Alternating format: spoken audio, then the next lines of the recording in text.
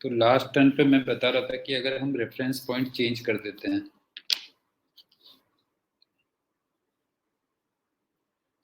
अगर आप reference point change कर देते हो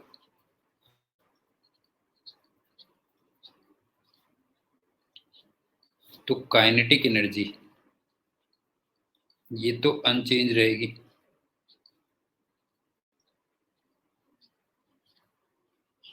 और पोटेंशियल एनर्जी में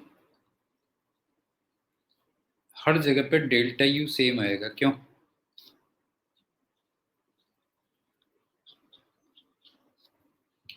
और एक बात बताओ कि जितना पोटेंशियल एनर्जी में चेंज आएगा फिर उतना ही टोटल एनर्जी में भी उतना ही चेंज आएगा ना। अगर तुम देखोगे तो टोटल एनर्जी में भी वही सेम डेल्टा यू आएगा।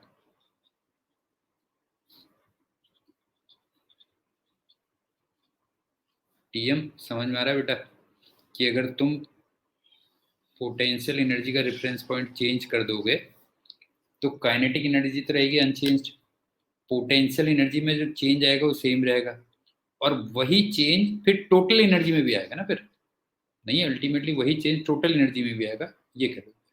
तो एक एग्जांपल देख लो तब समझ में आ जाएगा।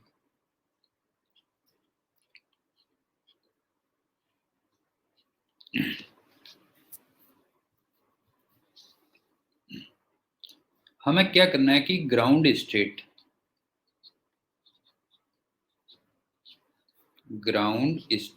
ऑफ हाइड्रोजन एटम को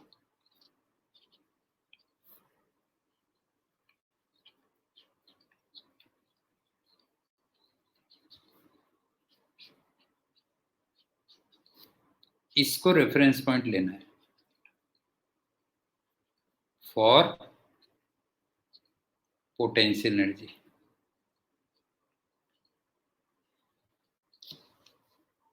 और अब तुम्हें ग्राउंड स्टेट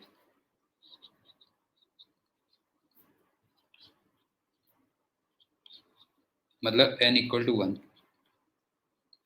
और फर्स्ट एक्साइटेड स्टेट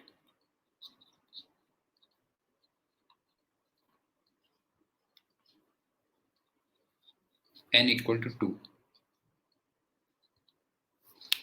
इसमें तुम्हें टोटल एनर्जी, काइनेटिक एनर्जी और पोटेंशियल एनर्जी ये बतानी है क्या होगा।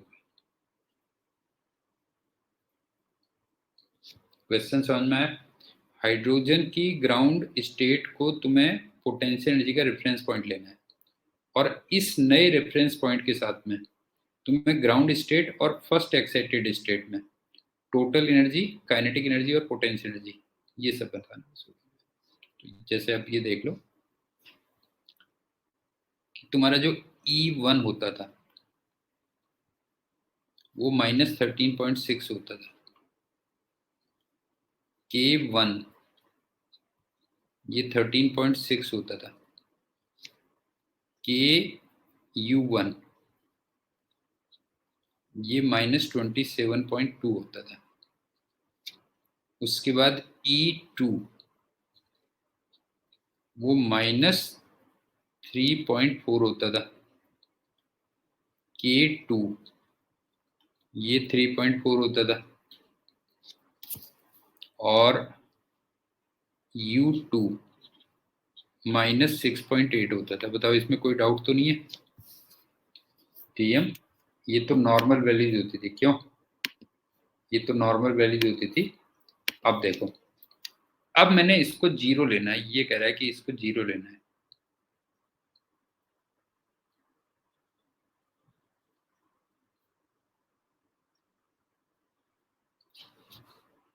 इसका मतलब तुमने कितना बढ़ा दिया ये बताओ, डेल्टा यू कितना कर दिया बताओ? वो +27.2 किया ना। हाँ, समझ में आ गया ना कितना बढ़ा दिया तुमने? 27.2 बढ़ा दिया। अब आप ये बताओ कि इसकी काइनेटिक एनर्जी तो वही रहेगी ना, 13.6 ही रहेगी। तो दोनों मिलके कितनी हो जाएंगी जरा देखो, एक जीरो हो गया, एक 13.6 हो गया, तो एक 13.6 हो गई। बताओ क्लियर है कि नहीं है? ये वैल्यू जो होगी नई वैल्यू जी ये आगे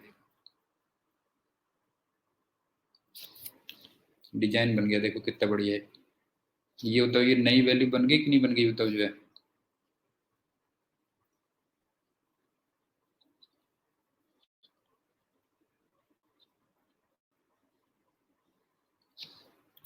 टीएम बताइए नई वैल्यू बनी कि नहीं बनी, बता जो है।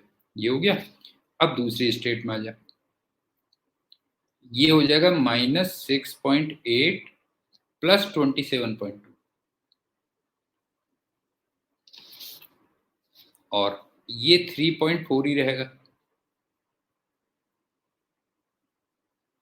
और ये हो जाएगा -3.4 प्लस 27.2। ये दूसरी स्टेट की नई वैल्यू जा गई, बताओ। पीयूष बता बेटा समझ में आया कि नहीं आया, ये नई वैल्यू जा गई।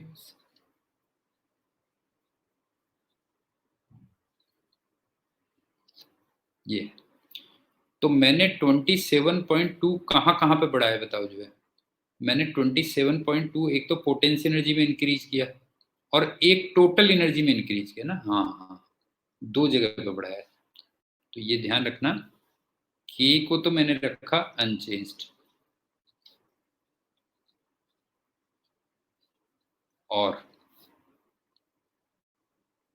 ई और यू को हर जगह पे इंक्रीज्ड बाय 27.2 इलेक्ट्रॉन वोल्ट। ये हो गया ये।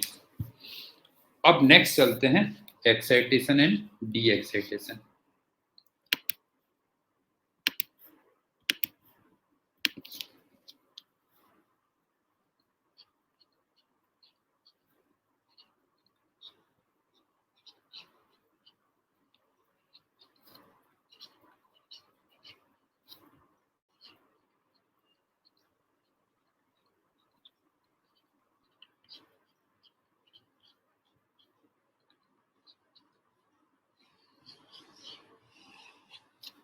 सबसे पहला पॉइंट,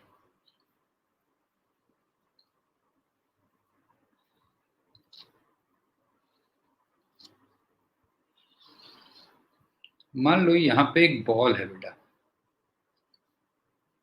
ठीक है, यहाँ पे बॉल है। अब तुम इसको बॉल को एनर्जी देके मान लो कहीं ऊपर फेंक देते हो, यहाँ यहाँ या फिर यहाँ, तो क्या बॉल वहां रह पाएगी, ये बताओ। ये बताओ क्या बॉल वहां पे रह पाएगी बेटा, ये बताओ जो है एनर्जी देके। वो अल्टीमेटली कर कुरा के क्या होगी बताओ जो है, नीचे ही आ जाएगी ना, ग्राउंड स्टेट पे ही रहेगी कि नहीं रहेगी बताओ जो है। मतलब फाइनली अगर तुम देखोगे, नहीं है, finally it returns to ground state.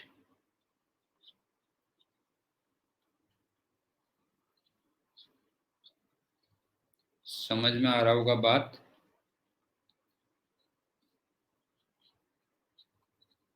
ऐसे तो होगा कि अगर बॉल को तुमने ऊपर फेंक भी दिया तो अल्टीमेटली वो घूम फिर के फिर नीचे आ ही जाएगी जो है, क्यों।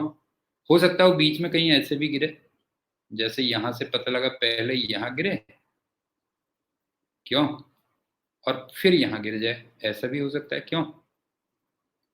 ये भी पॉसिबल है कि पहले वो बीच वाले में आए फिर नीचे गिर जाए। अब ये जो ऊपर को जा रही है इसको हम एक्साइटेशन कहते हैं ना, नहीं है। ये जो ऊपर को तुमने फेंका है उसको हम कहते हैं एक्साइटेशन, और ये जो नीचे को आ रही है उसको हम कहते हैं डी एक्साइटेशन।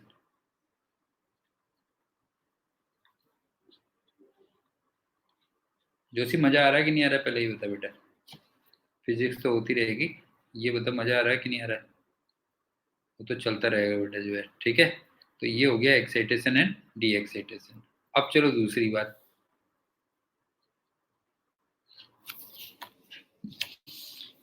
अब हम हाइड्रोजन लाइक की बात करते हैं ना। हाइड्रोजन लाइक एटम की बात,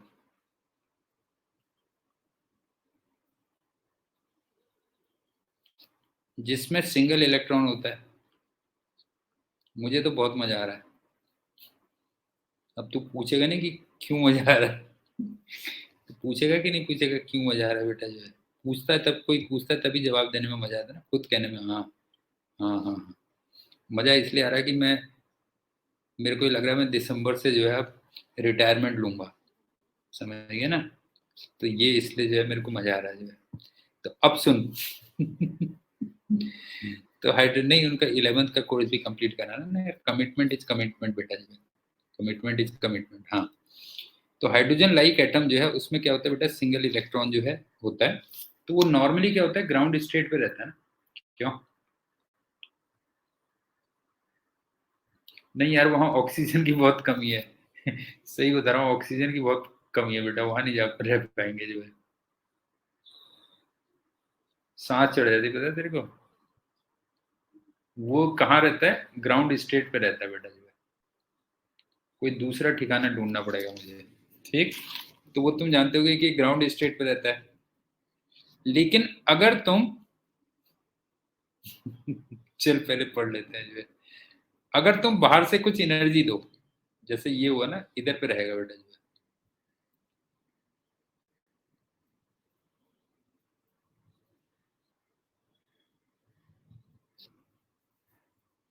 ये इलेक्ट्रॉन है।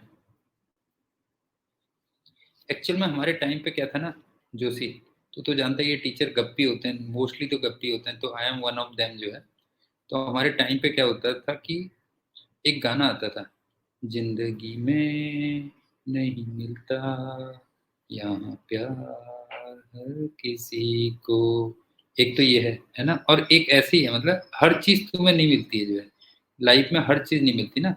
तो एक्चुअल में क्या होता है कि आपको क्लाइमेट भी मिले, समझ गए ना, क्लाइमेट भी मिले, फैमिली भी आपके क्लोज हो, सब कुछ हो, तो वो सारे कॉम्बिनेशन बड़े मुश्किल हो जाते हैं जो है। अच्छा, वो सारे कॉम्बिनेशन पॉसिबल हैं जब आप बहुत अमीर हो जो है ना। आप टाटा बिरला अंबानी वगैरह हो तो आप एक बार को सारे कॉम्बिनेशन कर सकते हो बेटा जो है। नहीं, तो अब ये प्रॉब्लम हो जाती है, जैसे मुझे लगता तो हाँ, मुझे लगता तो गोवा बहुत अच्छा है जो है, समझ गया ना। पूरे वर्ल्ड में जितनी जगह मैं घूमा हूँ उसमें मुझे गोवा बहुत बढ़िया लगता है। लेकिन गोवा में क्या होता है, गोवा में गर्मी बहुत होती है फिर बाद में। एक दो महीने तो अच्छे होते हैं, एक दो महीने तो बढ़िया रहते हैं बेटा जो है, बाकी फिर गर्मी हो जाती है जो है। अच्छा, दिल्ली में भी बहुत एक्सट्रीम क्लाइमेट है जो है। अब वेदर पुणे का बहुत अच्छा है, पुणे या बेंगलोर का बहुत अच्छा है, वहां से फिर फैमिली दूर हो जाती है, मतलब कई ऐसे हो जाते हैं, वो सारे कॉम्बिनेशन बन नहीं पाते असल में, नहीं है। तो ये है बेटा जो है। तो अब सुन, ये n=1 है। नैनीताल के बारे में बाद में बात करते हैं। n=2, n=3 and so on, ठीक है। तो मैंने तुमसे कहा मैक्सिमम तो क्या होता है, ग्राउंड स्टेट पे होता है, लेकिन अब तुमने, अगर तुमने बाहर से कोई एनर्जी दी जो है,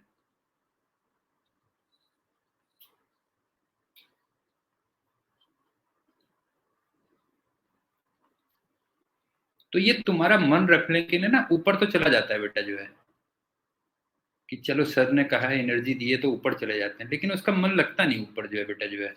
तो अल्टीमेटली क्या होता है कि वो फिर कूद काद के फिर वहीं नीचे आ जाता है बेटा जो है, समझ गए ना। वो कूद काद के फिर क्या होता है, नीचे आ जाता है जो है। तो हायर स्टेट्स में, हायर एनर्जी स्टेट्स में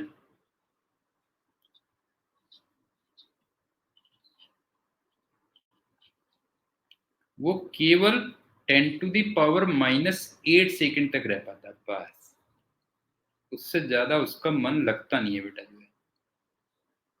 ये कह लो इतने सेकंड तक रख पाता है बस, हो गया। और जैसा मैंने तुमसे कहा कि इसको हम एक्साइटेशन कहेंगे, ये तो केमिस्ट्री में पढ़ते हुए ना तुम, इसको हम कहेंगे एक्साइटेशन, और इसको हम कह देंगे डी एक्साइटेशन। क्यों? समझ में आ गई छोटी सी बात, कि हम हाइड्रोजन लाइक एटम की बात कर रहे हैं जिसमें सिंगल इलेक्ट्रॉन है और उसका जो मन लगता है वो ग्राउंड स्टेट पे लगता है। लेकिन बाहर से अगर कुछ एनर्जी दे दो तो वो तुम्हारा मन रखने के लिए कुछ समय के लिए हायर एनर्जी स्टेट में तो चला जाता है, लेकिन वहां 10⁻⁸ सेकंड से ज्यादा रह नहीं पाता, फिर अल्टीमेटली वो नीचे ही आ जाता है। ठीक है, तो ये हो गया एक्साइटेशन एंड डी एक्साइटेशन। अब चलते हैं तीसरी बात।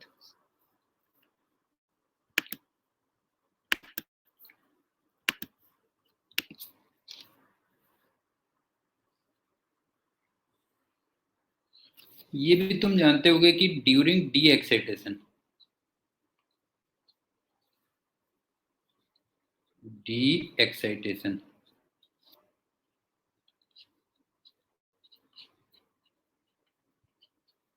वो फोटॉन्स रेडिएट करता है ना, क्यों?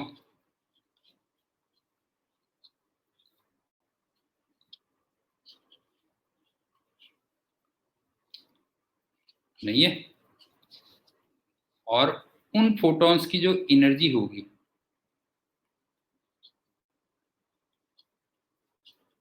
वो जो भी एनर्जी गैप है उसके इक्वल होगी, क्यों? समझ में आया? जब वो डी एक्साइट करेगा तो फोटॉन्स एमिट करेगा और उन फोटॉन्स की जो एनर्जी होगी वो जो भी एनर्जी गैप होगा उसके इक्वल होगा। फोर्थ,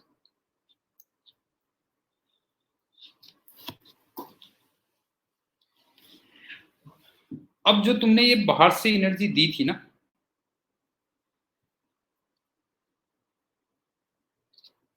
ये दो तरीके से दे सकते हो बेटा जी।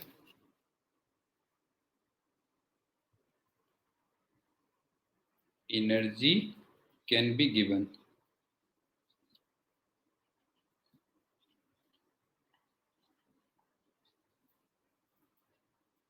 पहला, एक तो फोटॉन्स को टकरा के कर सकते हो आप, समझ गए ना, उनसे भी फोटॉन्स टकराए, तुमने सिंगल इलेक्ट्रॉन से फोटॉन्स टकराए बेटा जी। और दूसरा,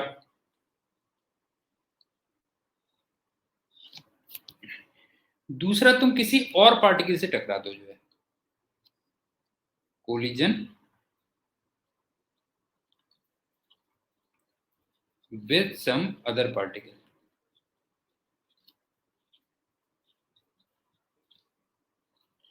मतलब बहुत तेजी से वो एनर्जी लेके आएगा और फिर टकराएगा। टीएम समझ में आ रहा है बेटा? ये बता कि इलेक्ट्रॉन को, सिंगल इलेक्ट्रॉन को एक्साइट करने के लिए जो तुम एनर्जी दे रहे हो वो दो तरीके से दे सकते हो, या तो फोटॉन से और या फिर किसी दूसरे पार्टिकल से कोलाइड करवा के, क्यों कोलाइड करवा के। लेकिन दोनों के एनर्जी देने में एक डिफरेंस है बेटा, जो है ये मैंने बताया था, ध्यान से देखना। जो फोटॉन है ये जो एनर्जी ट्रांसफर करता है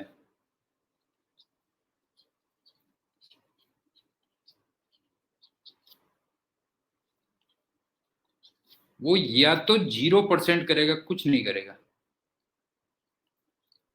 या 100% करेगा। बताओ क्लियर है कि नहीं है?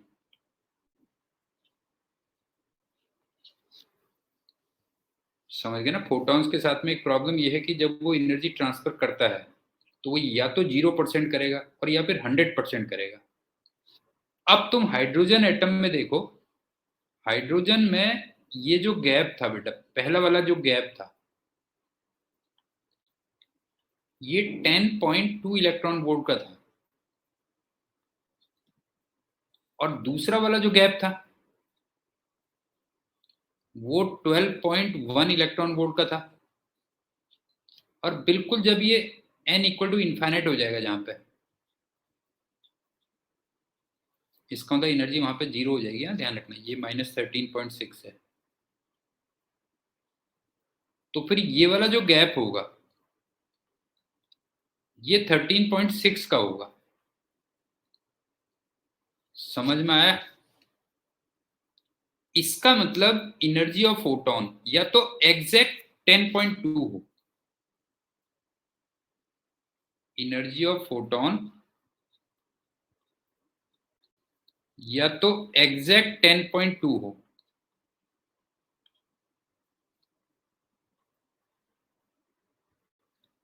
या एग्जैक्ट 12.1 हो, या ग्रेटर देन 13.6 इलेक्ट्रॉन वोल्ट हो, then only a photon can either excite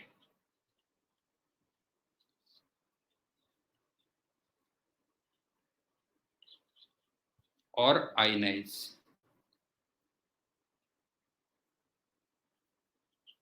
hydrogen atom. बताओ ये समझ में आया या नहीं आया? टीएम बता बेटा जो है, क्योंकि अगर मान ले उसके पास 10.3 इलेक्ट्रॉन वोल्ट एनर्जी है और वो इलेक्ट्रॉन को ट्रांसफर करता है, तो इलेक्ट्रॉन कहाँ जाएगा बेटा जो है ये बता। अगर उसके पास मान ले फोटोन के पास 10.3 इलेक्ट्रॉन वोल्ट की एनर्जी है, क्यों, और वो मान लो इलेक्ट्रॉन को ट्रांसफर कर देता है, क्यों, इलेक्ट्रॉन को ट्रांसफर कर देता है, तो वो कहाँ जाएगा, अल्टीमेटली कहाँ जाएगा बेटा इलेक्ट्रॉन जो है? समझ में आया? पीयूष तू बता बेटा, ये समझ में आया कि नहीं आया? ये बता, ये समझ में आया कि नहीं आया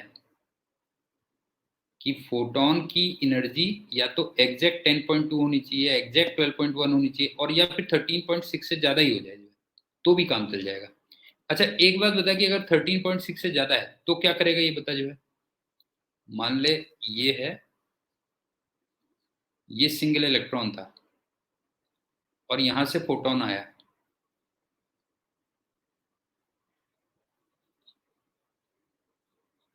और मान ले इसकी एनर्जी 15 इलेक्ट्रॉन वोल्ट है, मतलब ग्रेटर देन 13.6 इलेक्ट्रॉन वोल्ट है, तो फिर ये क्या करेगा जरा बता जो है। ये क्या करेगा, इसको आयनाइज कर देगा, नहीं भागेगा नहीं वे, इसको आयनाइज करवा देगा,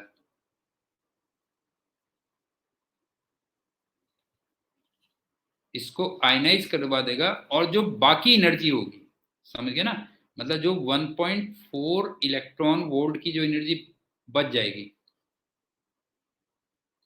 ये kinetic energy of ionised electron हो जाएगी, बस हो गया, kinetic energy of ionised electron.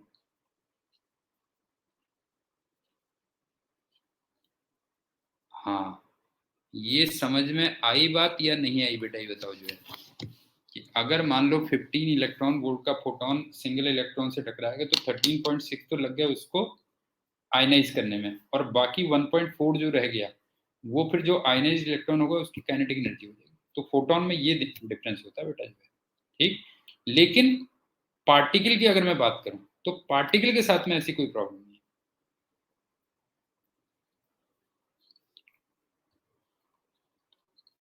Particle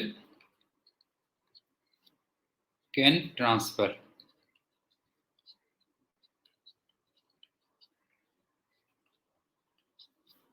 any percentage of energy.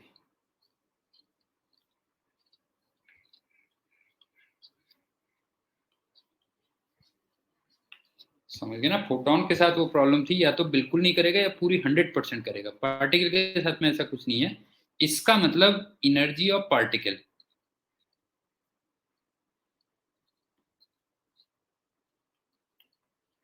वो greater than equal to 10.2 electron volt होना चाहिए, क्यों बताओ। ये तो एनर्जी ऑफ पार्टिकल क्या होनी चाहिए, greater than equal to 10.2 electron volt होना चाहिए, किस चीज के लिए, टू आइदर एक्साइट और आयनाइज। मेरे ख्याल से ये बात समझ में आ गई होगी, क्यों, ठीक। अब चलते हैं 7 पॉइंट। बहुत पुरानी बात है बेटा जी,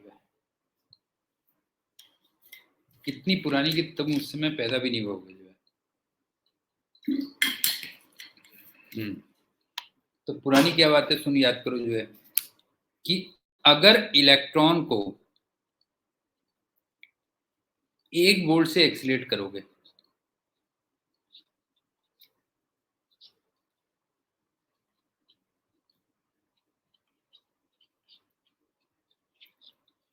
तो उसकी जो काइनेटिक एनर्जी होती थी वो 1 इलेक्ट्रॉन वोल्ट होती थी, याद है? बिल्कुल शुरुआत में करवाया होगा मैंने। इलेक्ट्रॉन को अगर 1 वोल्ट से एक्सीलेट करोगे तो उसकी काइनेटिक एनर्जी क्या होती है? 1 इलेक्ट्रॉन वोल्ट होती थी बेटा जो है। ठीक, तो इसी से रिलेटेड कभी कभी ना एक सेंटेंस आता है जो है, इससे रिलेटेड एक सेंटेंस आता है कि हाइड्रोजन एटम की बात अगर मैं करूं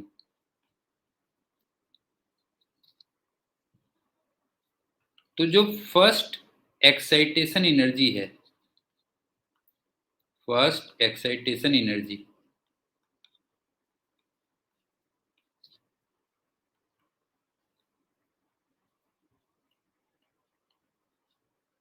वो 10.2 इलेक्ट्रॉन वोल्ट है ना? नहीं है, फर्स्ट एक्साइटेशन एनर्जी क्या है? 10.2 इलेक्ट्रॉन वोल्ट। इसका मतलब फर्स्ट एक्साइटेशन पोटेंशियल अगर कोई तुमसे कहे, ठीक है ना, अगर फर्स्ट एक्साइटेशन पोटेंशियल तुमसे कहे तो फिर वो 10.2 वोल्ट होता है, ये ध्यान रखना। समझ में आ गया? उससे रिलेटेड लग रहा होगा तुम्हें जो है।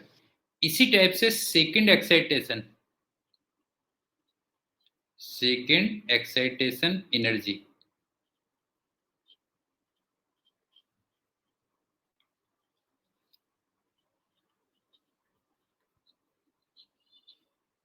ये तो 12.1 इलेक्ट्रॉन वोल्ट हो जाएगा। लेकिन सेकंड एक्साइटेशन पोटेंशियल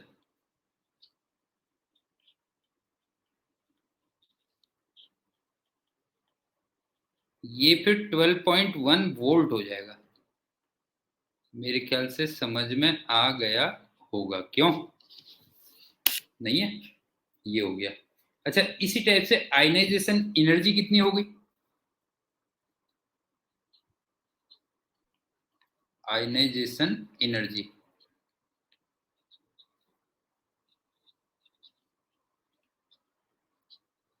ये तो हो गई 13.6 इलेक्ट्रॉन वोल्ट। लेकिन अगर मैं आयनाइजेशन पोटेंशियल कहूं तो फिर वो हो जाएगा 13.6 वोल्ट। उज्जवल भाई बताओ बेटा, समझ में आया कि नहीं आया? आयनाइजेशन एनर्जी तो ये हो गई और पोटेंशियल हो गया 13.6 वोल्ट। लेकिन ये एक यहाँ पे नोट भी चलेगा।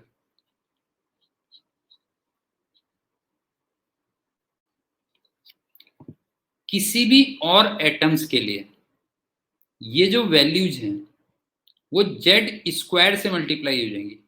बताओ क्लियर है कि नहीं है? For any other atom, any other atom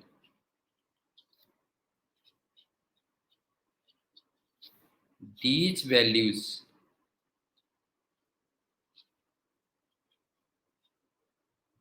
are multiplied with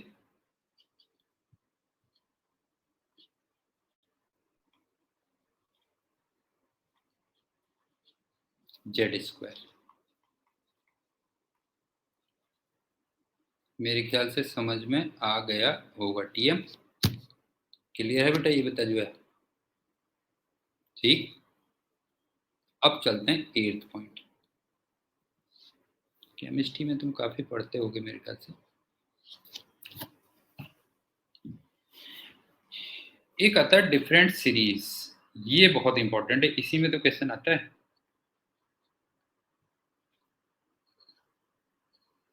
इसी में क्वेश्चन आता है बस। डिफरेंट सीरीज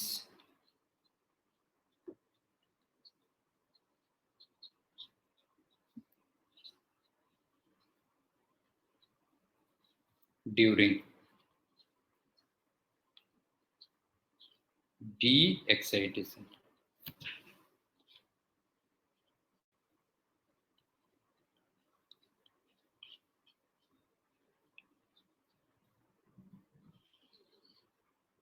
सुनो। अच्छा, ऊपर गैप हमेशा कम होता जाता है, वो ध्यान रखना जब बनाओगे ना एनर्जी लेवल डायग्राम, थोड़ा कई बार हेल्प करता है फिर तुम्हें।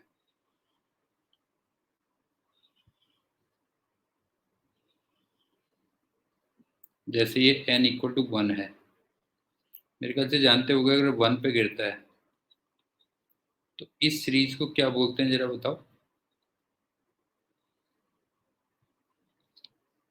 लाइमन।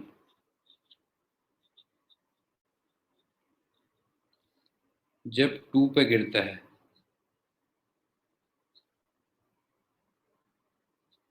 तो इसको कहते हैं बामर। क्यों? जब 3 पे गिरता है तो इसको कहते हैं पासन। और जब 4 पे गिरता है तो इसको कहते हैं ब्रैकेट। सुना है ना नाम ये? क्यों? और जब 5 पे गिरता है तो इसको कहते हैं पी फंड। ये समझ में आ गई बात?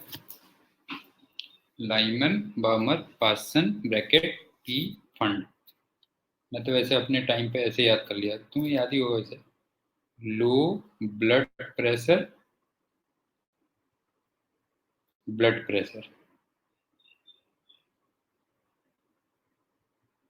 ऐसे याद करता था अपने टाइम पे स्कूल में। हाँ, low blood pressure, blood pressure. अब बेटा मेरे को याद नहीं है, वैसे तुमने भी कर ली होगी। मेरे को पूरी पीरियोडिक टेबल ऐसे ही बनाया था मैंने, बड़ा बढ़िया जो है एक सेंटेंस बनाया था, अभी याद नहीं है मेरे को पूरा पीरियोडिक टेबल का जो है। तो low blood pressure, blood pressure ये। अब चलते हैं 9th पॉइंट।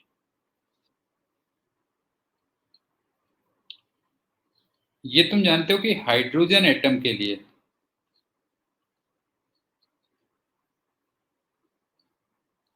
जो लाइमन सीरीज है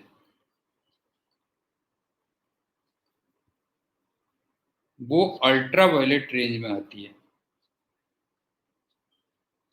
अल्ट्रा वायलेट। और जो बामर सीरीज है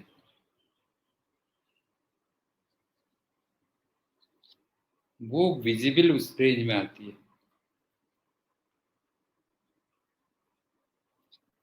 और जो बाकी रह जाती हैं वो फिर इंफ्रारेड में आती है। हाँ,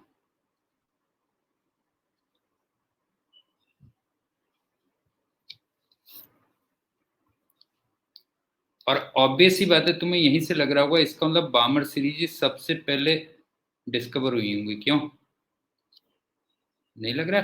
बच्चा भी बता देगा बेटा जो है, फर्स्ट डिस्कवर्ड।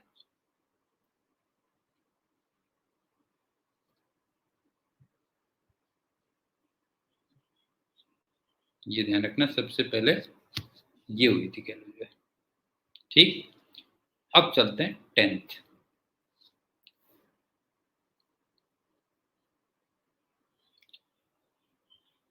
N1 से N2 में अगर ट्रांजिशन हो रहा है, असली तो ये है बेटा जो है। अब ये मत सोचना बाकी सब नकली है जो है, ठीक है। N1 से N2 में अगर ट्रांजिशन हो रहा है जो है N1 ग्रेटर देन N2, तो जो फोटोन होगा उसकी जो वेवलेंथ होगी उसका फॉर्मूला दे रहा हूं मैं, ठीक है। 1/λ equal to R Z square,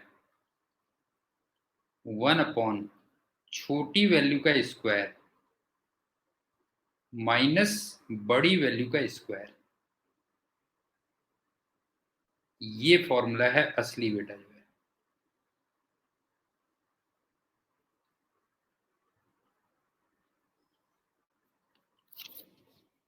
समझ गए कि 1/λ equal to R Z square 1 upon छोटी वैल्यू का स्क्वायर माइनस 1 अपॉन बड़ी वैल्यू का स्क्वायर, लेकिन 1 अपॉन लेमडा को मैं एफ अपॉन सी भी लिख सकता हूं ना।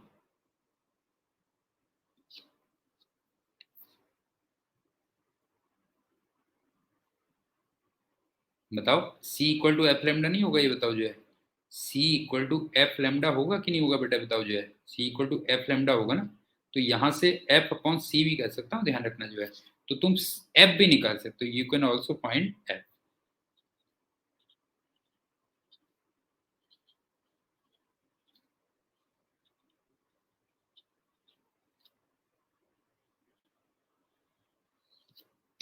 लेकिन मैं तो शॉर्टकट का माहिर हूं बेटा, ये ध्यान रखना, समझ गए ना? ये लंबे चौड़े फॉर्मूले मेरे को पसंद नहीं आते जो है। तो मैं किस चीज का माहिर हूं? मैं हूं शॉर्टकट का फॉर्म माहिर बेटा जो है। तो शॉर्टकट फॉर्मूला ये बनेगा, lambda in angstrom equal to 12375 upon delta E, और ये हो जाएगा 12375 अपॉन डेल्टा ई का मतलब E1 माइनस E2, ये हो जाएगा बस। मैंने कहा था ना N1 N2 से बड़ा है, इसका मतलब E of 1 greater than E of 2 होगा। बताओ क्लियर है कि नहीं है? बल्कि थोड़ा सा मैंने गड़बड़ लिख दिया, इसको E ऑफ N1 लिखूंगा तो ज्यादा बेटर रहेगा बेटा, कंफ्यूज हो जाओगे नहीं तो तुम।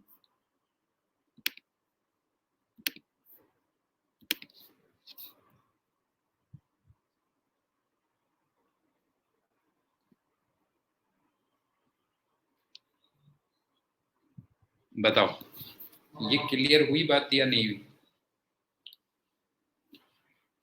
लैम्डा इन एंगस्ट्रॉम क्या हो गया? 12375 अपॉन डेल्टा ई, और डेल्टा ई क्या हो गया? E N1 minus E N2। अब तुम कहोगे कि En कैसे निकालोगे? तो En का तुम एक ही फॉर्मूला करना, -13.6 Z square upon n square. कोई डाउट? बताओ बेटा।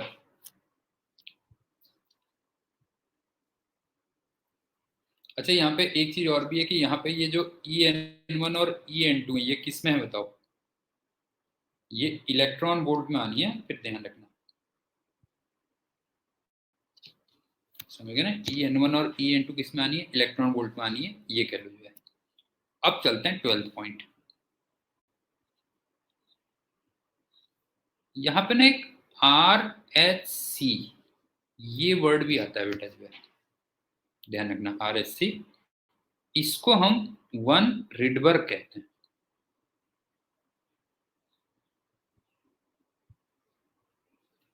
और ये 1 RD से भी दिखाते हैं, और ये 13.6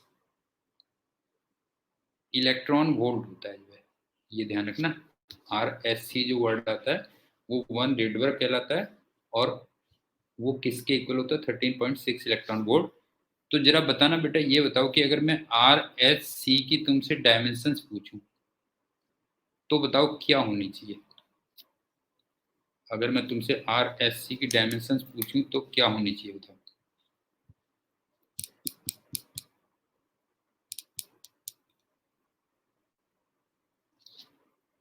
अबे उल्लू गधो, एनर्जी।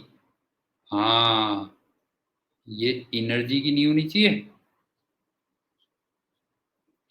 13.6 इलेक्ट्रॉन वोल्ट है तो एनर्जी की नहीं होनी चाहिए? बताओ जो है। तो इसका मतलब ml² T की पावर -2 ये होनी चाहिए। यूज समझ में आ गया? तूने भी सही लिखा, बिल्कुल उज्जवल ने भी सही लिखा। TM तेरे समझ में आ गया बेटा जो है। तो RSC तो हो गया रिडबर्ग। अब चलते हैं 13 पॉइंट। इसमें जो R है इसको हम रिडबर्ग कांस्टेंट कहते हैं। फिर समझ गए ना, इसको बोलते हैं रिडबर्ग कांस्टेंट। और इसकी जो वैल्यू होती है 1.09, वैसे दी होती है लेकिन फिर भी 10⁻7 मीटर इनवर्स होती है, ये ध्यान रखना। और एक पॉइंट और,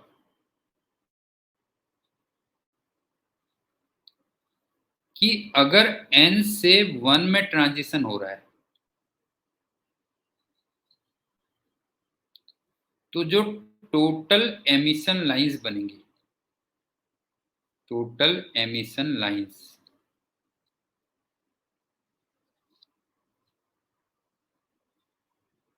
एमिशन स्पेक्ट्रम मतलब ये कह लो, वो बनती है n इंटू n-1/2, इतनी बनती है।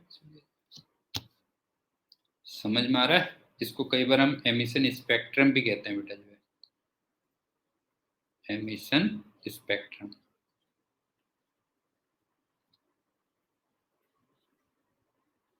तो अगर n से 1 में ट्रांजिशन हो रहा है तो उसमें टोटल कितनी लाइंस बनती है, n इंटू n-1/2। एक छोटा सा जैसे देख लो, मान लो अगर मैं n की वैल्यू 4 लेता हूँ, मान लो,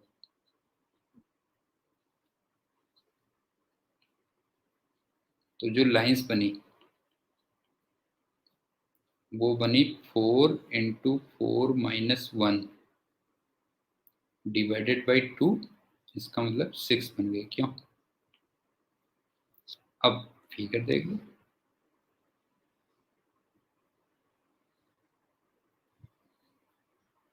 1 2 3 4 5 6। बताओ ये पॉसिबल है कि नहीं है? टीएम बता बेटा, यही 6 तो पॉसिबल है n=4 से n=1 के बीच में।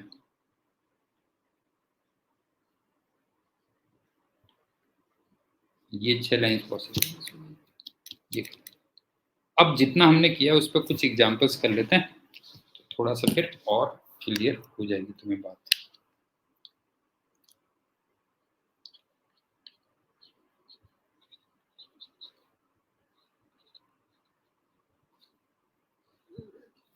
पहला n=11 से n=4 मैं मान लो मेरे को टोटल एमिशन लाइंस निकालनी है।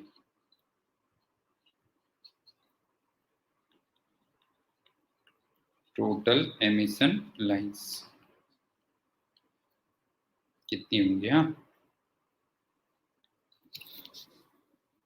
इसका देखो मैं तरीका बताता हूँ तुम्हें। तुम भी कहोगे बेटा क्या पढ़ा दिया सर ने। 4 को 1 ले लो, तो फिर 11 को तुम्हें 8 लेना पड़ेगा।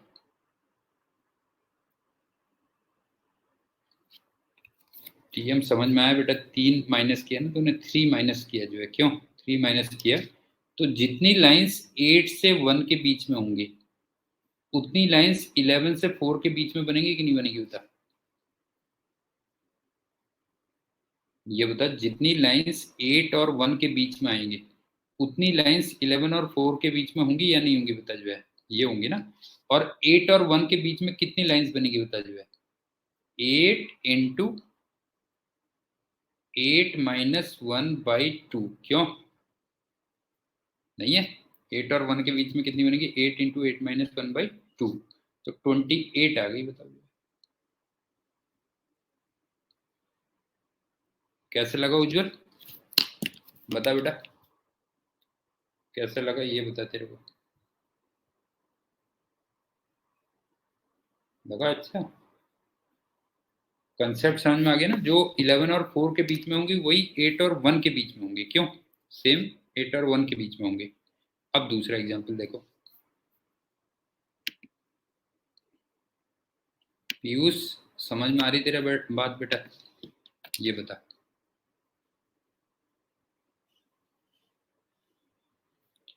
अब Li+2 है और इसकी बामर की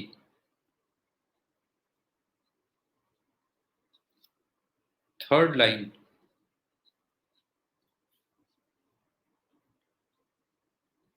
इसकी वेवलेंथ निकालनी कितनी होगी? दो मेथड से करवा दूंगा।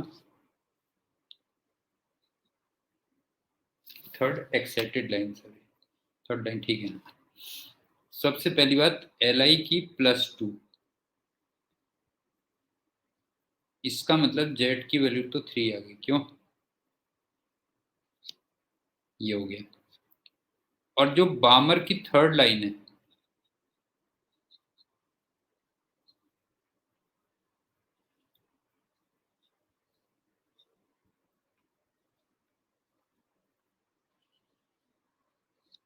देखो बामर की जो पहली लाइन होती है 2 to 1 होती है, सेकंड लाइन 3 to 1, फिर सॉरी पहली लाइन होती है लाइमन बामर 3 to 2, फिर 4 to 2, फिर 5 to 2।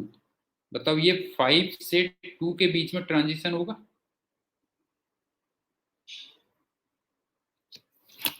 पीयूष बता। बामर की जो पहली लाइन होगी वो 3 to 2 होगी, क्यों? 3 to 2, फिर 4 to 2, फिर 5 to 2। ये हो गया। अब मेथड वन पूरा लिख लेते हैं। मेथड 1 तो मैंने बताया था कि 1/λ इक्वल टू R Z², 1/ छोटी वैल्यू का स्क्वायर -1/ बड़ी वैल्यू का स्क्वायर, क्यों? ये बोला था ना मेथड 1 में, यही तो बोला था। अब वैल्यू रख लेना, बस हो गया। R को रख लोगे 1.09 इंटू 10⁻⁷, Z² को रखोगे 3 का स्क्वायर, और N2² मतलब 2 का स्क्वायर, और N1² मतलब 5 का स्क्वायर। तो यहां से लेकिन जो लैम्डा आएगा वो मीटर में आएगा बेटा, ध्यान रखना। TM बता बेटा, समझ में आया कि नहीं आया? समझ में आ गया ना? अब चलते हैं मेथड 2। शॉर्टकट माहिर तुम जानते ही हो क्या होता है। मैंने तुमसे कहा कि लैम्डा इन एंगस्ट्रॉम, इसका फॉर्मूला बताया था 12375 अपॉन E5 माइनस E2 होगा, बस ये ध्यान रखना।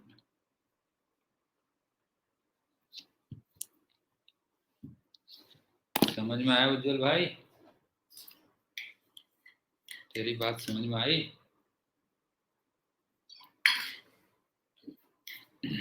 अब ये बताइए E5 माइनस E2 होगा, ठीक। अब E5 कितना लिखोगे?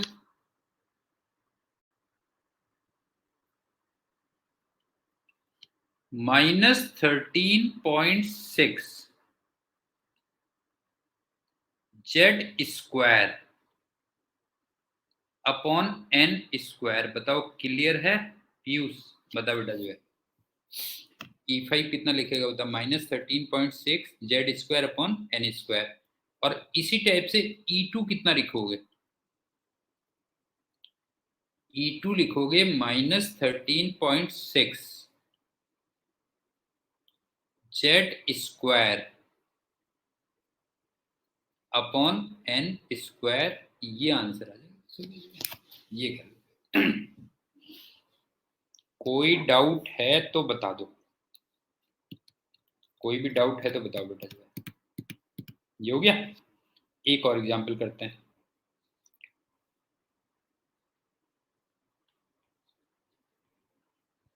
बस यही वाले क्वेश्चन आते हैं, बस ये समझ लो, ये बहुत इंपॉर्टेंट है। छोटा सा लग छोटा सा रहा है तुम्हें, समझ गए ना? ये तुम्हें लग रहा होगा कि ये कौन सी बड़ी बात बता दी सर ने, तुम्हें ऐसा फील हो रहा होगा।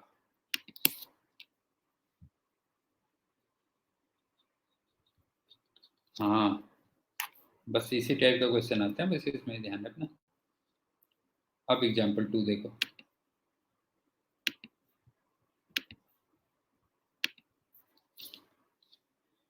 अब है He+,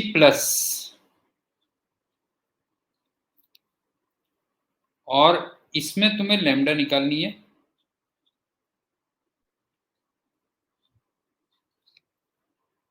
third excited state, excited state 2, first excited state.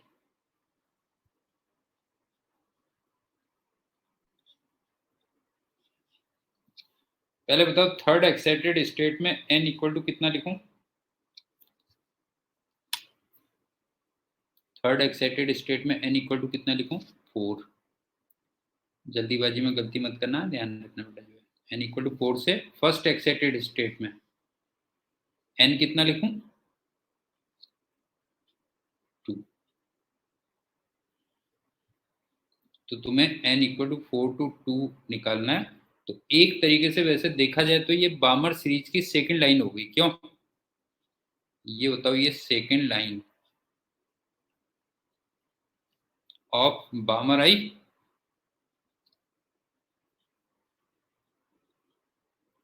क्यों? अगर देखोगे तो सेकंड लाइन ऑफ बामर आई, और He+ के लिए Z की वैल्यू 2 हो गई। क्यों? नहीं, He+ के लिए Z की वैल्यू 2 हो गई। तो दोनों मेथड से एक बार फिर से कराऊंगा ताकि तुम्हारे दिमाग में बात बैठ जाए बेटा। मेथड 1, 1/λ इक्वल टू 1/λ C/F भी होता है, F/C बेटा। ध्यान रखना, कभी कभी ये भी होता है। जो है 1/λ का फॉर्मूला क्या दिया हुआ है? R/Z², 1/ छोटी वैल्यू का स्क्वायर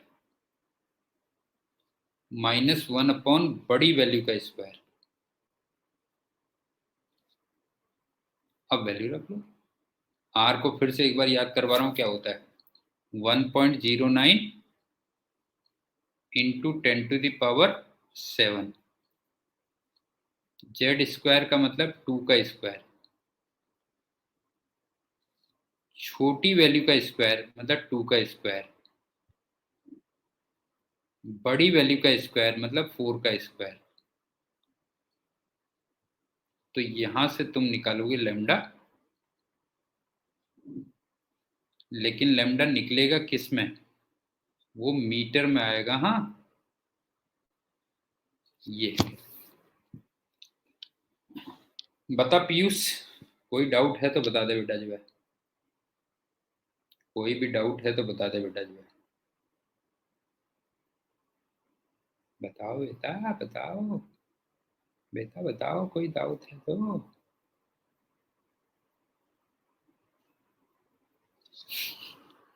अब चलते हैं मेथड 2।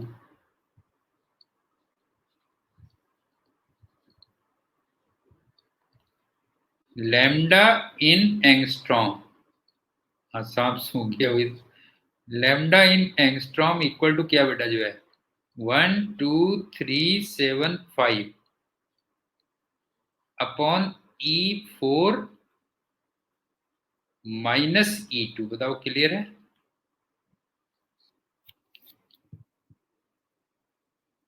अब E4 को फिर से लिखूंगा एक बार, -13.6 Z² upon N², Z² upon N²। ये हो गया, ठीक। और E2 कितना होगा? -13.6 Z² अपॉन N²। ये होगा, बस हो गया। ये तो मेरे ख्याल से ये समझ में आ गया होगा। क्यों टीएम? ये दो टाइप के मैंने सिमिलर टाइप के क्वेश्चन करा दिए, क्योंकि इसी टाइप के क्वेश्चंस आते हैं बेटा, समझ गए ना, इसी टाइप के क्वेश्चंस बनते हैं, तो मैंने सिमिलर टाइप के करवा दिए गए। अब चलते हैं अगला क्वेश्चन।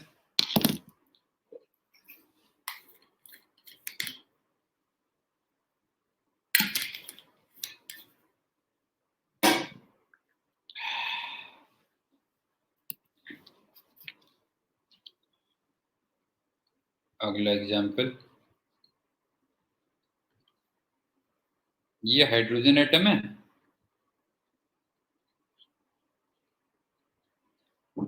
ये दूसरा हाइड्रोजन एटम है,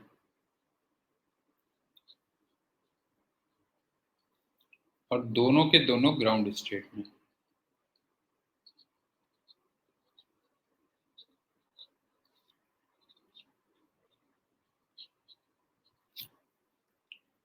ये के एनर्जी लेके आता है, ठीक है, और इससे टकरा रहा है। अब तुमसे पूछता है के की मिनिमम वैल्यू कितनी हो।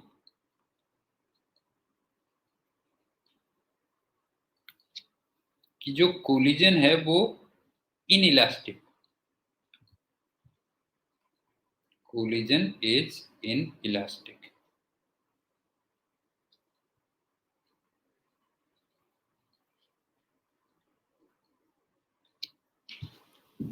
अब इसमें देखो ना, इंटरेस्टिंग बात क्या है वो बताता हूं। मॉडर्न फिजिक्स में अगर कहीं पे तुम्हें कोलिजन इनइलास्टिक दिया हो,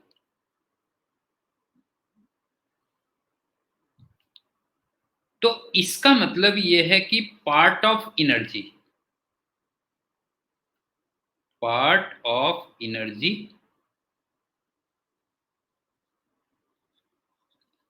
या तो एक्साइट करने में चली जाए, और या आयनाइज करने में चले जाए। कुछ समझा पा रहा हूं मैं?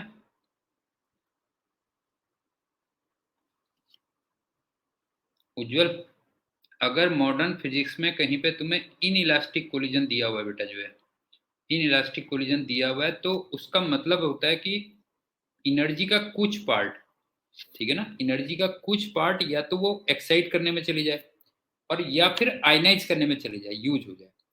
अगर वो एक्साइट या आयनाइज नहीं करवा पा रहा है, इफ नो एक्साइटेशन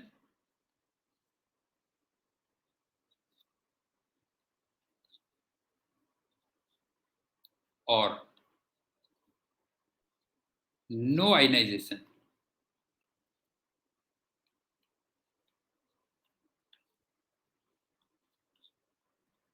तो फिर ऐसे कोलिजन को हम लोग इलास्टिक कोलिजन कहते हैं।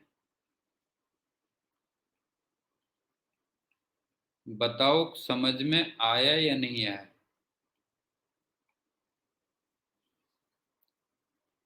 अगर न तो एक्साइटेशन हो रहा है, नहीं आयनाइजेशन हो रहा है, तो ऐसे को हम क्या बोल देंगे? इलास्टिक कोलिजन बोल देंगे।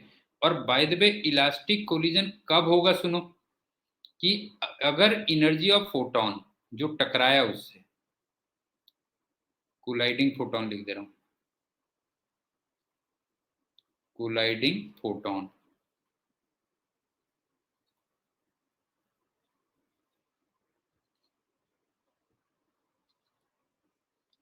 नॉट इक्वल टू 10.2,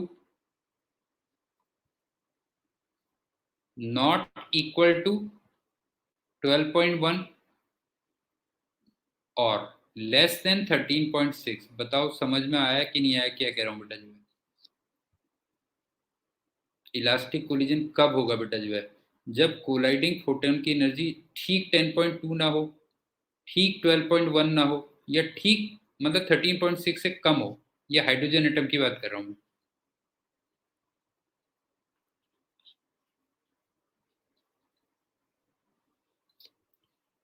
और अगर मैं कोलाइडिंग पार्टिकल की बात करूं, एनर्जी ऑफ कोलाइडिंग पार्टिकल,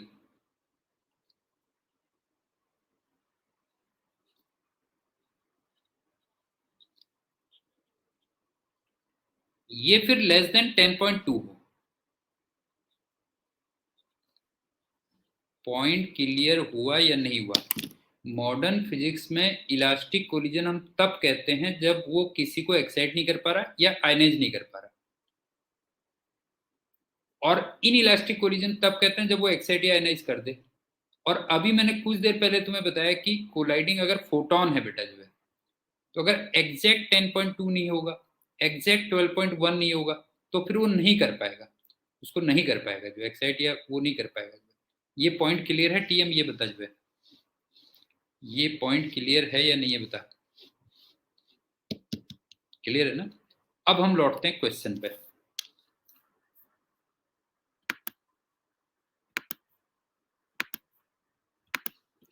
अब एक चीज और भी ध्यान रखना कि जो मैक्सिमम एनर्जी ट्रांसफर होता है, मैक्सिमम एनर्जी ट्रांसफर,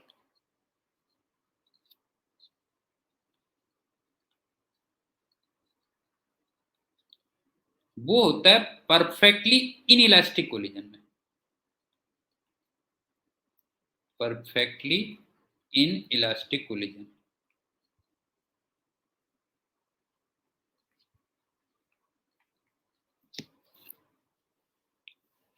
तो अब सुनो, ये के था, ये रेस्ट पे था, इसका मतलब इसमें सबसे ज्यादा एनर्जी ट्रांसफर होगा। अब ये बताओ कि अगर इसका मोमेंटम p है तो फिर इसका मोमेंटम भी p ही होना चाहिए ना? बताओ बताओ, मोमेंटम कंजर्वेशन से। और एक चीज और देखो, k इक्वल टू p²/2m होता है, याद करो। तो अगर p सेम हो, अगर मान लो p सेम हो, तो फिर जो काइनेटिक एनर्जी होती है वो प्रोपोर्शनल टू 1/m होती है। अब आप ये बताओ, जब मैं यहां से यहां गया तो तुमने लग रहा है कि मास डबल हो गया है?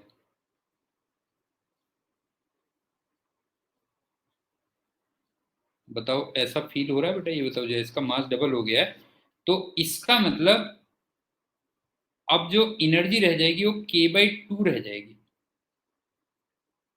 बताओ।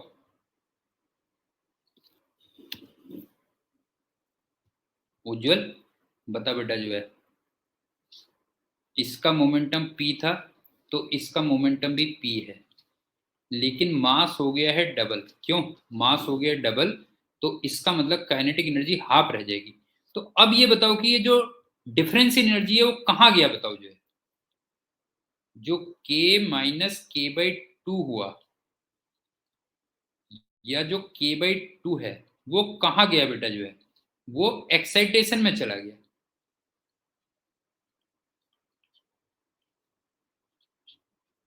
टीएम समझ में आया कि नहीं आया बेटा? ये बता जो है, जो k-k/2 हुआ वो कहाँ चला गया? एक्साइटेशन में। तो इसका मतलब k/2 it should be greater than equal to 10.2 electron volt. बताओ क्लियर है? हाइड्रोजन एटम की बात कर रहा हूं मैं।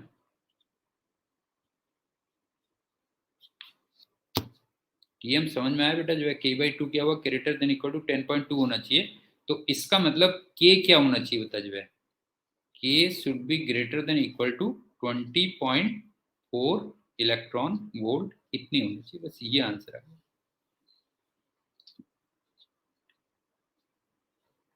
पीयूष, बता बेटा समझ में आया कि नहीं आया, कि मॉडर्न फिजिक्स में इलास्टिक कोलिजन किसे कहते हैं और इन इलास्टिक कोलिजन किसे कहते हैं? पहली बात।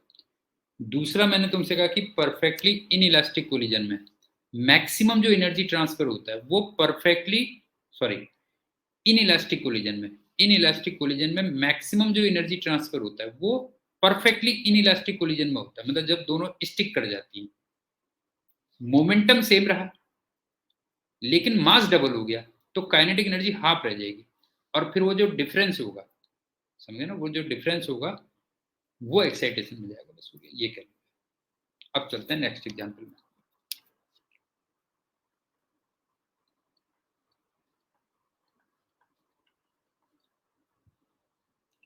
ये हाइड्रोजन एटम है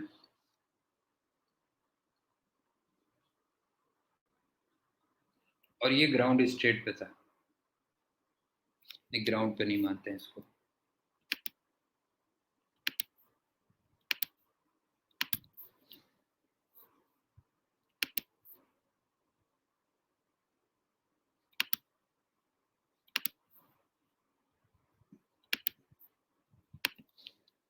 ये रेस्ट पे था।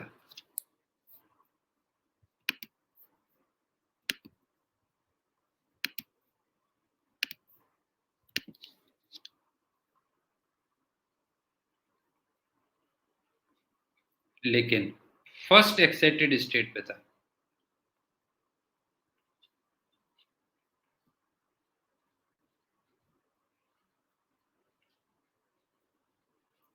और फिर यहां से ये ग्राउंड स्टेट पे है।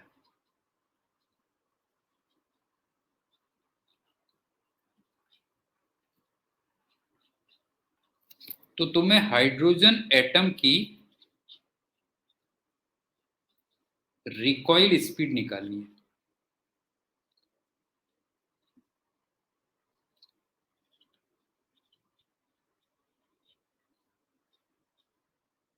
क्वेश्चन समझ में आ गया? हाइड्रोजन एटम रेस्ट पे है लेकिन फर्स्ट एक्साइटेड में, और वो ग्राउंड स्टेट पे आता है। तो हाइड्रोजन एटम की तुम्हें रिकॉइल स्पीड निकालनी है। तो अब मेरे को ये बताओ कि ये कुछ ऐसे नहीं होगा बेटा, ये जो है यहाँ को फोटोन निकला मान लो, और ये 10.2 इलेक्ट्रॉन वोल्ट का निकलेगा। तो जो हाइड्रोजन एटम है वो पीछे को जाएगा। बताओ क्लियर है कि नहीं है? बी से पीयूष बता बेटा। जो है पहला जो फोटोन निकलेगा वो कितने का निकलेगा? 10.2 का निकलेगा, और ये इधर आएगा बेटा जो है। अब मेरे को ये बताओ कि अगर ये P1 है, ये P2 है, तो मैग्नीट्यूड वाइज P1 और P2 इक्वल होंगे कि नहीं होंगे? बताओ जो है। ये बताओ मैग्नीट्यूड वाइज P1 और P2 इक्वल होंगे या नहीं होंगे? बताओ जो है। तो मैग्नीट्यूड वाइज P1 और P2 इक्वल होंगे, लेकिन यहां भी एक कैच पॉइंट है। वन एक्चुअल में फोटोन है बेटा जो है। समझ गए ना? ये है फोटोन। तो इसका जो मोमेंटम का फॉर्मूला दिया था मैंने, E/c दिया था। बताओ याद आ रहा कि नहीं आ रहा? बताओ जो है। इसके मोमेंटम का फॉर्मूला मैंने क्या दिया था? E/c दिया था। और जो 2 है वो पार्टिकल है। ये है पार्टिकल। और इसके मोमेंटम का जो फॉर्मूला होता है वो m/v होता है। क्यों? समझ में आ गया? बताओ जो है। इसके मोमेंटम का फॉर्मूला क्या होता है? m/v होता है। तो इसका मतलब तुम्हें E/c को mv के इक्वल रखना है, बस हो गया। E/c को तुम्हें रखना है mv के इक्वल। तो यहां से रिकॉइल स्पीड कितनी हो जाएगी बेटा? ये बताओ जो है। E/cm हो जाएगी, बस हो गया। अब वैल्यू रख लेते हैं। E तो था 10.2 इलेक्ट्रॉन वोल्ट, तो 10.2 इंटू 1.6 इंटू 10⁻⁻⁹ जूल आ गया। C का मतलब 3 इंटू 10⁸ और M का मतलब हाइड्रोजन एटम का मास होगा, ध्यान रखना। नहीं है, M का मतलब यहाँ पे क्या होगा? हाइड्रोजन एटम का मास होगा। तो ये होगा 1.67 इंटू 10⁻⁻27। अब जो आंसर तुम्हारा आएगा वो मीटर पर सेकंड में आएगा। उज्जवल बता बेटा, समझ में आया कि नहीं आया बेटा? ये 2 पॉइंट समझ में आ गए कि अगर फोटोन इधर को जाएगा तो हाइड्रोजन एटम इस साइड में जाएगा, और दोनों का क्या होगा? मोमेंटम इक्वल होगा। लेकिन फोटोन का मोमेंटम होता है E/c, और पार्टिकल का मोमेंटम होता है m/v। तो वहां से भी निकलेगा। और इससे पहले वाले क्वेश्चन में मैंने तुम्हें बताया था कि क्या इलास्टिक और इन इलास्टिक कोलिजन का क्या मतलब होता है। मॉडर्न फिजिक्स में इलास्टिक और इन इलास्टिक का क्या मतलब होता है बेटा? ठीक। अब एक और एग्जांपल सुनो।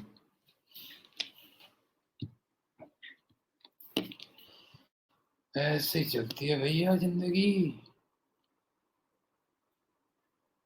सब माया जाल है, उज्जवल और कुछ नहीं है। समझ गए ना, ये कुछ नहीं है, माया जाल है।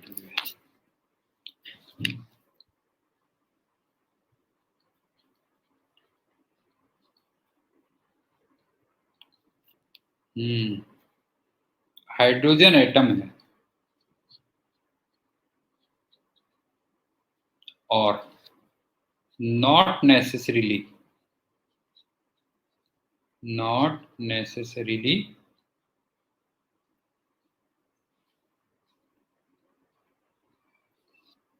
In ground state.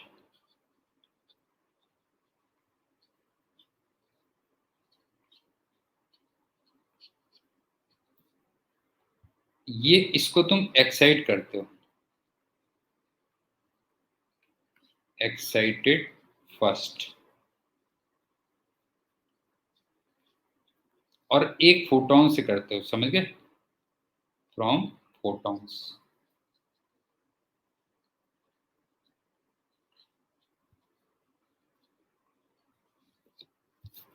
लेकिन तुम जानते हो एक्साइटेड स्टेट में वो केवल 10⁻⁻8 सेकंड तक रह पाता है। क्यों?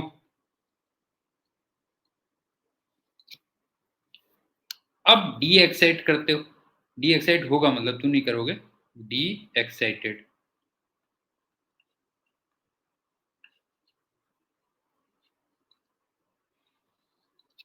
क्वेश्चन समझ में आ गया ना? हाइड्रोजन एटम है, जरूरी नहीं कि ग्राउंड स्टेट पे हो। सबसे पहले तुम फोटोन से उसको एक्साइट करते हो, लेकिन वहां पे मैक्सिमम 10⁻⁸ सेकंड तक रहता है, फिर वो डी एक्साइट होता है। अब तुम्हें ये दिया हुआ है कि एमिशन स्पेक्ट्रम में, एमिशन स्पेक्ट्रम में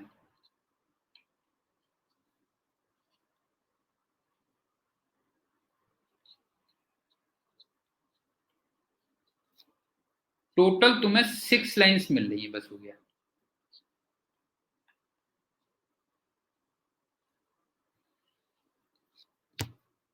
और इन लाइंस के जो फोटॉन्स हैं, 6 लाइंस के जो फोटॉन्स हैं, इनकी जो वेवलेंथ है कुछ की greater than lambda of absorb photon है।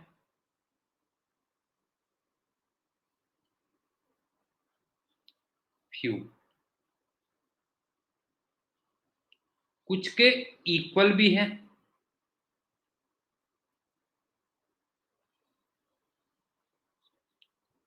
फ्यू, और कुछ की वेवलेंथ उससे ज्यादा भी है।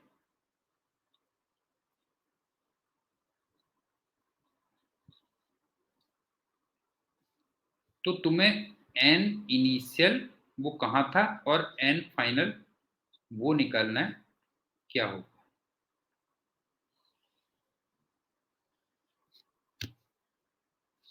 वो लेस देन हो गया। हाँ, फिर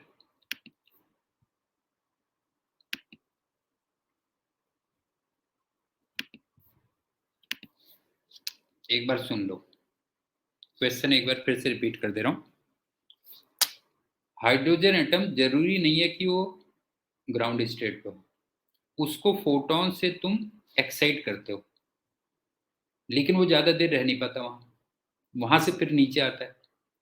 और एमिशन लाइन में टोटल तुम्हें 6 लाइंस मिलती है, और एमिशन स्पेक्ट्रम में जो फोटॉन्स मिल रहे हैं तुम्हें, जो है, समझ गए ना, एमिशन स्पेक्ट्रम में जो भी फोटॉन्स मिल रहे हैं उनमें से कुछ की वेवलेंथ जो उसने एब्जॉर्ब किया था उसके इक्वल है, कुछ की वेवलेंथ उससे ज्यादा है, और कुछ की वेवलेंथ उससे कम है। क्वेश्चन समझ में आया कि नहीं आया, पहले बताओ। यूज, क्वेश्चन इंपॉर्टेंट है, सॉल्यूशन तो सिंपल है बेटा। एक बार दोबारा सुनो। हाइड्रोजन एटम जरूरी नहीं है कि ग्राउंड स्टेट पे था, क्वेश्चन में इसने एक फोटोन एब्जॉर्ब किया, कुछ फोटोन से एब्जॉर्ब किया, तो एक्साइट किया, लेकिन वहां वो ज्यादा देर रहा नहीं, फिर नीचे आया। तो एमिशन स्पेक्ट्रम में टोटल 6 लाइन मिली, अब एमिशन स्पेक्ट्रम में जो फोटॉन्स मिल रहे हैं उनकी वेवलेंथ, कुछ की वेवलेंथ एब्जॉर्ब फोटोन के इक्वल है, कुछ की उसके इक्वल है, उससे ज्यादा है, कुछ की उससे कम है। तो तुम्हें n इनिशियल और n फाइनल निकालना है, ये कह दो। लेकिन इसको सॉल्यूशन में इसका करूंगा नेक्स्ट टाइम पे, ठीक है, टू बी कंटिन्यूड।